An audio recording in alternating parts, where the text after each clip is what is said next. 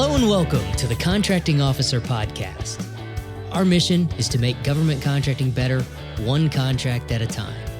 Whether you work for government or industry, this is the place to learn how the other side thinks.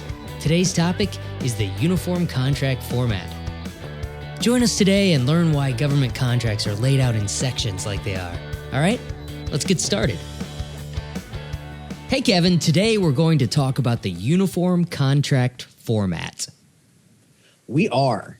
The uniform contract format is the framework of government contracts. And if you don't understand this framework, you risk losing money and wasting time. So let's not do that.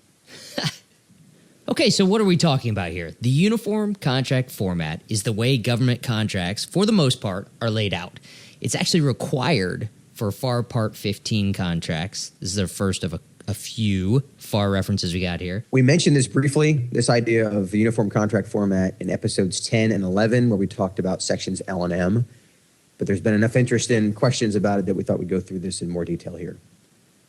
The word uniform is the key concept here. There's lots and lots of RFPs. There needs to be some consistency between them.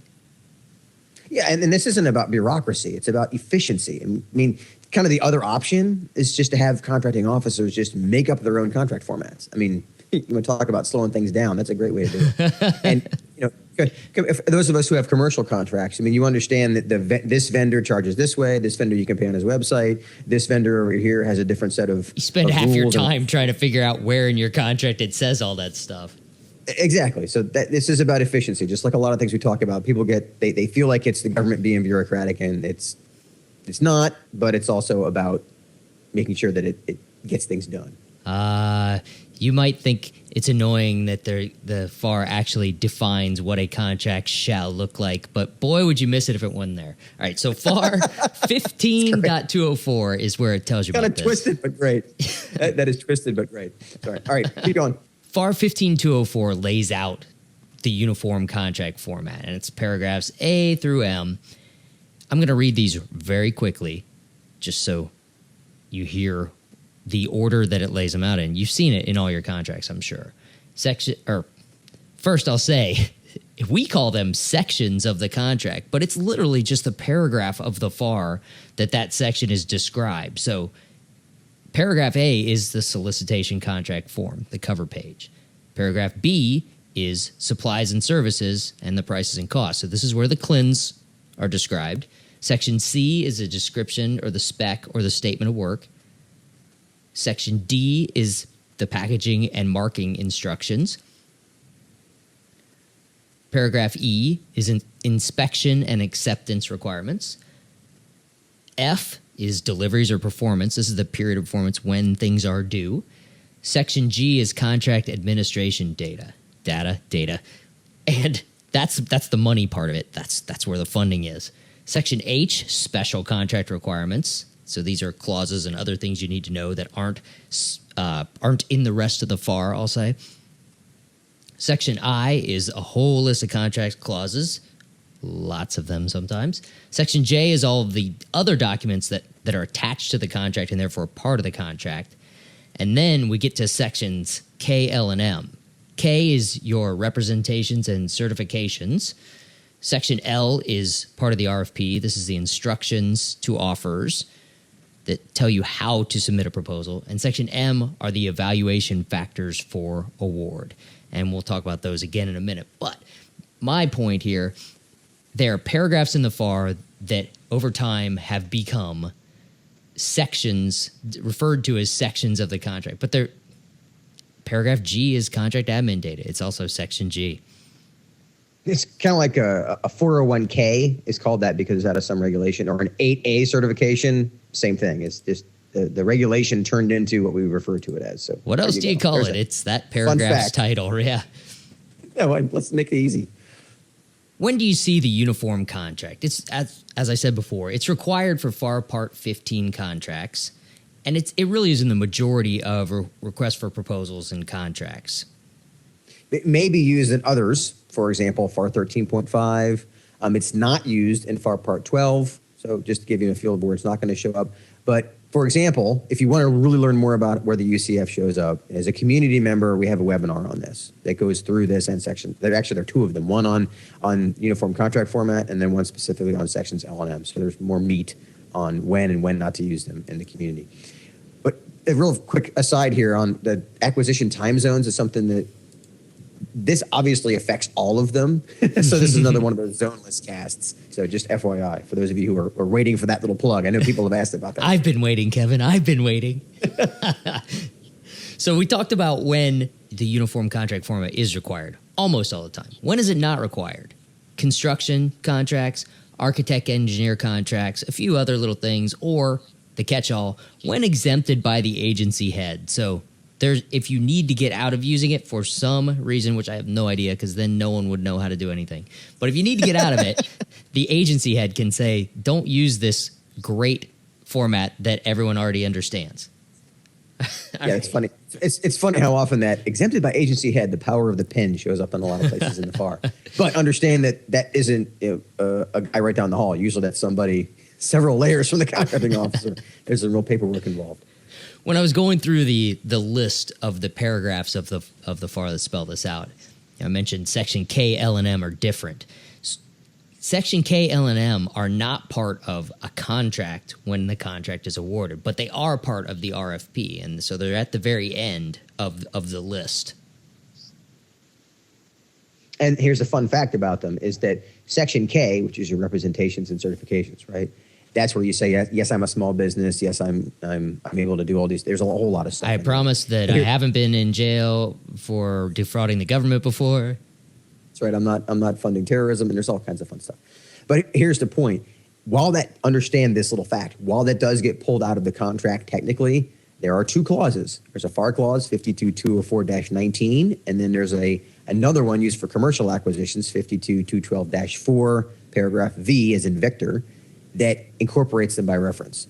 So this is one of those little things that when we say it's pulled out of the contract, let's not pretend that what you certified to suddenly goes away. You're still going to be held to it. It's just that it saves 10 pages in every contract. Section K is looped back in there. Section L and M go away because they just told you how to propose and how the contract was going to be awarded.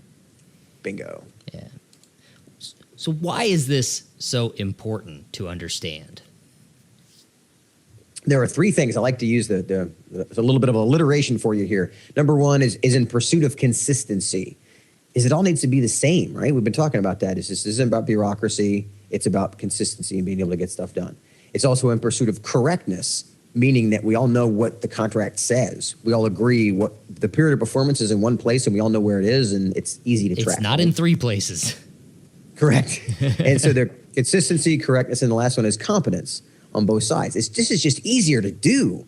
I mean, if you're if you just got your first government contract, this concept's easy to get, particularly if you listen to this podcast. You generally understand where everything is. So your learning curve is shorter, and you can focus on more complex things like, figuring out your overhead rates and all that kind of stuff. There's lots of other stuff that's harder in government contracts. Let's make the framework easy. So that competence part is help people understand it faster. So the format today, people probably don't even think about it because it's mostly set up by software. The government uses SPS, the Standard Procurement System, Conwrite. There's a lot of different systems that are used to help write government contracts. But if you go back a few years before modern computing, think about when a contract was actually written in a word processor like Microsoft Word or WordPerfect or even before that. Or go back to the days when these things were actually typed. There had to be a way to order the contract so that everyone knew what part went where, so that they all looked the same. So it was very important to lay this out in a logical and consistent manner for people to do. Now with software, you type in a CLIN, you type in the description, you put in the value and the funding and the period of performance, and the software splits that all out into the different sections of the contract as it goes. But as you're entering that information, you may not even know which piece is going where. However, let me throw in there that this, like many things, when that contract document spits out and that contract document then gets sent as a PDF to the contractor, the answer of, oh, well, the system did this. That's not a good enough answer. Because the legal document is so. And I say that because sometimes every contracting officer listening to this is rolling their eyes at the whole software because we've all had to butt heads with it, and to understand that the document that it generates, while easier, is what everybody has to. That's the sheet of music we're all singing off of. So. But just as a heads up, yeah, software manages a lot of this, which is why it's so important to talk about, because some people don't realize how complicated it can be to make a small change to Section B when there's a software that you have to know how to use. You have to be able to make sure the server doesn't crash. I mean, there's all kinds of stuff going on in the background. Oh, my system's down. I can't get that mod out to you right now. September 30th is a crazy day thanks to software. Yeah. Okay. Let's get to the specifics. Why does the government care? Why should the government care about the uniform contract format? Well, a couple of examples. In the last podcast, we talked about why the contract type is important. We talked about the contract type being like the foundation of the contract that you're building. The contract type is essentially that concrete foundation. Well, the uniform contract format, it's kind of like the framing. Now you're building the actual framing. And it's everything that the contract's going to do is hung on this framing, right? And going back to the example I used before, is if we can't have everyone just winging it, or it's going to be mayhem, right? We need some consistency. So it's how we make sure that we all understand the features of the contract and where to find them. It's how we communicate. Again, it's the reason we're going over this on the podcast. We always talk about the value of communicating. Understanding UCF, Uniform Contract Format, is a really key factor in how well are we communicating. It's that common language. Everyone is speaking the same language about the contract. If I'm speaking German and you're speaking Mandarin, there's a lot greater chances for miscommunication than if we all just speak English. Not saying that we should all speak English. I'm just an example. Keep going. You're getting a rabbit hole. Having a uniform format saves time. Everybody knows exactly where to look in the contract to find what they're looking for. Period of performance is in Section F. The funding is in Section G. What contract type is each CLIN? Hey, Section B, it's there. To excel in government contracts, you need to at least understand it. Let's talk about why industry should care about this. So from helping lots of small businesses, I can tell you, it helps to filter opportunities faster. If you know things like, where are the evaluation criteria? Where is the delivery schedule? Can I even produce these products fast enough to keep up with this contract? Based on the fact that they're going to want 500 of these a month, and if I only have a production floor that has a capacity right now available of 250 a month. Right, rule that one out right away. Boom, boom, boom. Yeah, the faster you can figure that out, it's just so much easier. Here's the other problem, is as a person trying to understand the government contract, it would be a mess if you had to hunt through each RFP trying to figure out where the stuff is. So it's a great tool, and again, as a filtering tool, it's phenomenal because there's so many things that in the first 5 minutes of looking at a draft RFP, or for that matter, this is one of the things a lot of companies will come to us and say, hey, I found an opportunity. I want to go after it. And in 5 seconds, I can tell just from looking at one part of the contract, based on what we know about you as a client, this isn't a good fit for you. But that's because we know where to look, and we teach people that. So it's really a big deal. Let me take this one step beyond the acquisition, the RFP phase, the targeting phase, to the administration phase. I have contracts with multiple agencies. They all use different tools to write their contract. Everyone looks completely different. We're talking uniform format, but not uniform look to it.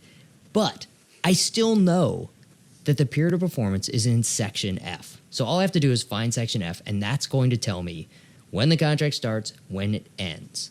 I know that the funding for an incrementally funded contract, it's in Section G of every one. It might look different, but at least I know where to start.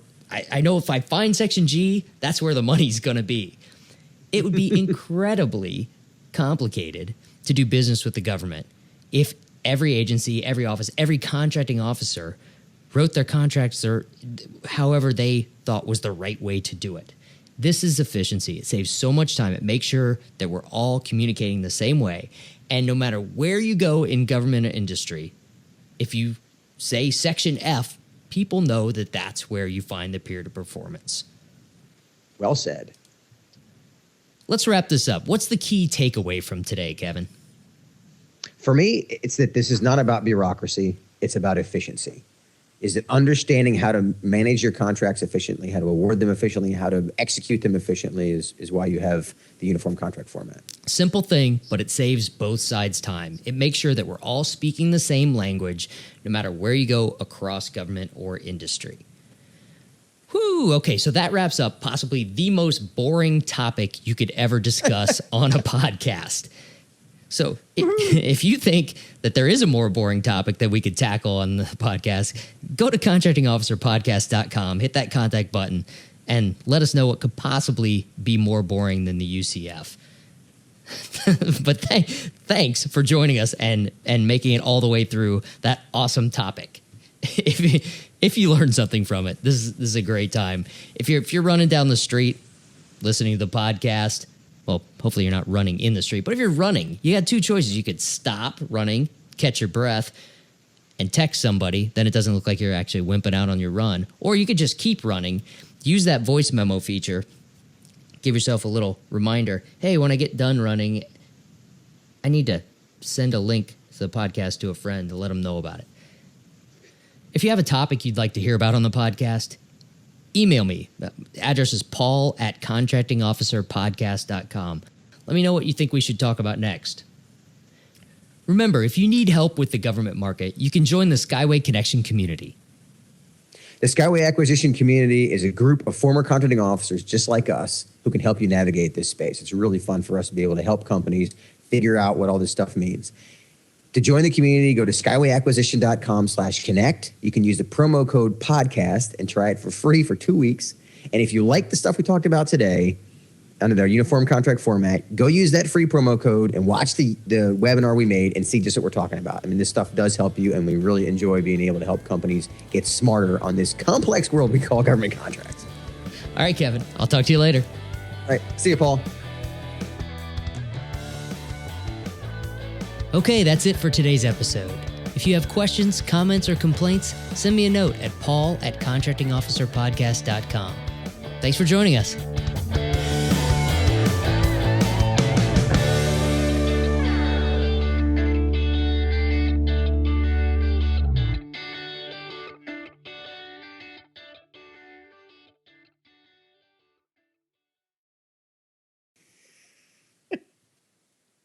We just talked about this. That's where you're going to say before we get started. I just was going to. All right. Not as a break, and you got to cut it out anyway. All right. Here we go. There's a nice break for you now. It's, by the way, stop freaking out over having to edit everything out. God, you're like a Nazi over there. Before we get started, I'm laughing. That's okay.